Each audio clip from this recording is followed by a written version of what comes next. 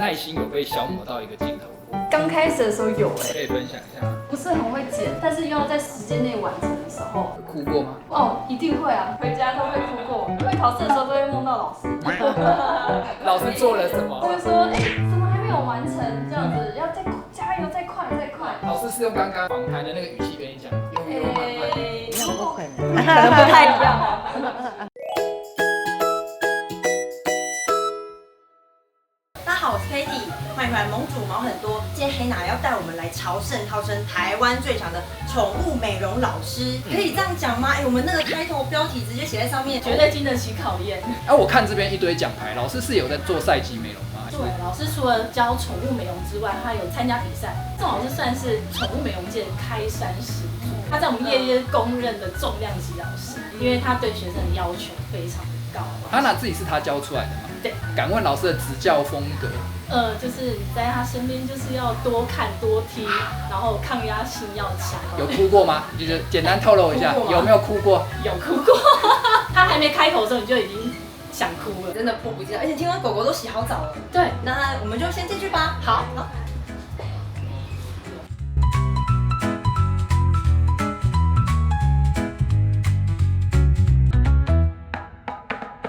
那我们欢迎宋老师。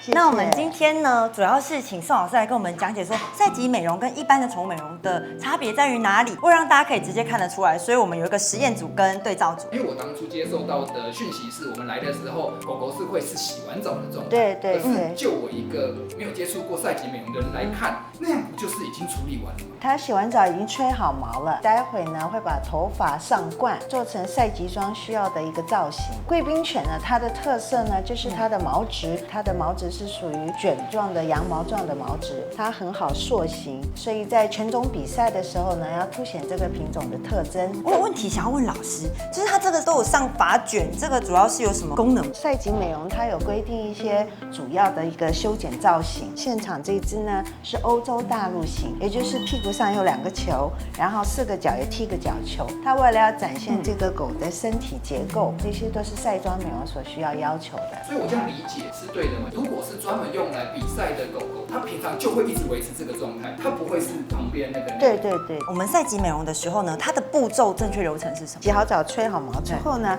它就会开始从剃脚、剃脸，然后再做修剪，还上胶，做皇冠。通常学到赛级美容的时候，我们都称为是 A 级以上的。那上这个发卷是有助于它后面什么样的一个造型？待会儿我们要把它做上皇冠的造型，直接用橡皮筋啊，或用卡子卡的话，它怕它毛发上会有波纹，所以它现在用这个发线圈把它区隔开来，让它待会上冠的时候，它有一个分线的上法。欧洲大陆型那个造型，它是不是有一个来由？在17世纪的时候呢，贵宾犬都是陪着主人啊，比如他们打猎下来的鸭子，他们会游泳去把它捡回来。这个品种的贵宾犬，它如果都不修剪毛发的话，它全身会一直长一直长。那时候的人们就知道说，那为了方便在水里，就把它的腿部，因为它要游泳嘛，在它的前手啊、后肢啊，会妨碍它前进的这个阻力啊，就尽量减少。那时候屁股上还没这2颗球，就只有前胸这个夹克手，然后头发也是剪短，这一块为了保护它的关节，它就留了，然后这边的毛也稍微留长，为了要保护它的器官。做赛级美容的狗狗啊，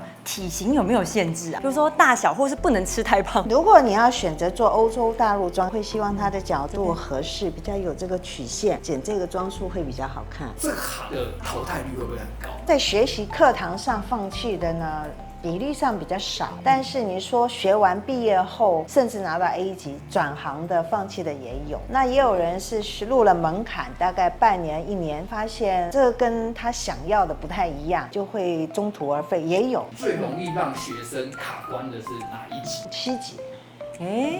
为什么是最基础的？学完了以后，他会了解宠物美容可能跟他想象中的不是一样啊，要需要很多的时间、耐力跟美感。左边看到这一个呢，宠物装呢，它并不是C级美容师考试的，它至少都是要在 CB 以上的美容师才能修剪。它的特色是在它的头部修剪，身上呢只要剪得很匀称，客人的要求呢达到他想要的，那么这样就可以。像我刚刚其实偷偷问黑天啊，我说那要成为 A 级美容师的关键是什么？他跟我说，重点是有耐心。对，因为宠物并不像人类一样语言沟通，叫它坐跟站都会听，必须靠你的手势啊，或者是让这个狗比较舒适，它愿意配合的情况下去完成。我们要怎么知道狗狗有没有攻击性？比如说我是一个新手，然后它也在学 C 级的时候，去碰到它不喜欢的地方，然后狗狗就生气了，会有这样的状况发生吗？如果你要接触比较陌生的狗，最重要你要保定一下这只狗，就是有吊绳。然后再来就是当你要接触它的时候，你觉得它不开心、有龇牙咧嘴啊，都会告诉你，这只狗可能不喜欢你。而且我刚刚还有听到说，抛刀的时候手不能抖，听说狗狗也会知道你在紧张。它们很有灵性，新手跟老手接触它们都会知道。有些美容师一上来去触摸它、接触它，就能知道它是不是很烦躁啊，或者是会好动啊。所以说，这提供消费者一个资讯，哪一天你带狗狗去美容的时候，你的狗狗很浮躁，可能不是你狗的问题，因为今天遇到的美容师可能。Renee， 你自己觉得你的耐心有被消磨到一个尽头过？刚开始的时候有可以分享一下。不是很会剪，但是又要在时间内完成的时候，越做越了解狗，它的情绪会透过它的身体会传达给我。如果说狗比较紧张，我在剪的时候，其实我手会稍微会摸它，会让它稍微情绪比较稳定一点，让它知道说，其实它是可以信任我。反而越做会越有耐心。哭过吗？哦，一定会啊，回家都会哭过，因为考试的时候都会梦到老师。老师做了什么？就会说，怎么还没有完成？这样子要再加油，再快，再快。老师是用刚刚访谈的那个语气跟你讲吗？悠悠慢慢。不可能，可能不太一样。那你现在做的步骤是什么？看你已经开始在刮它的腿。身体剃完之后呢，就会先帮它开始剪脚缘，让它的毛不要去碰到地板，走路的话才不会去滑倒啊，或者是踩到自己的毛。他现在只是先把球的底座先做平线啊，或45度角。他们的脚缘也都是要有高度跟比例大小，并不是规定一定要多大颗，要依照这只狗的身材。我们做的后脚球，它会在背节骨上0.5或1公分，前脚球的高度就跟它对平行，这是在脚球的部分。然后它的这个屁股球呢，待会在剪的时候也会有所谓的高低前后位置的要求。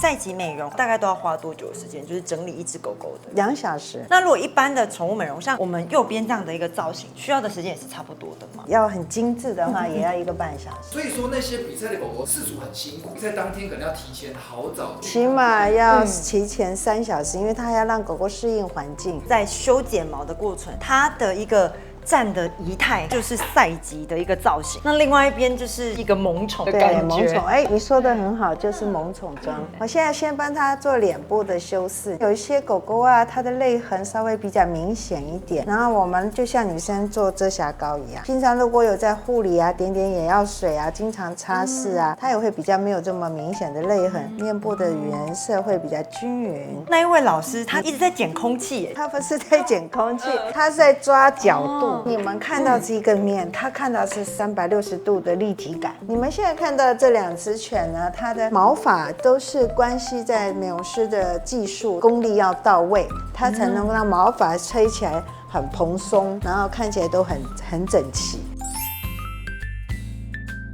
那其实真的，我们刚摆在一起才发现，真的天差地别，完全不同的风格哎。经过老师巧手操刀之下，真的整个的感觉氛围都不同。剪了这样子的一个造型，它整只狗的一个状态都不太一样，站得好挺哦。那像这一只就是非常的萌，就是很轻松的感觉。今天很谢谢我们的 Renee 老师跟我们宋老师以及仙女老师带给我们这么棒的一个体验。喜欢的话呢，帮我们按赞、订阅、开启小铃铛，谢谢，拜拜。谢谢，拜拜。如果有想要当宠物美容师的，就来这边报。下面报名很辛苦啊，不好赚啊，不好赚，不好赚。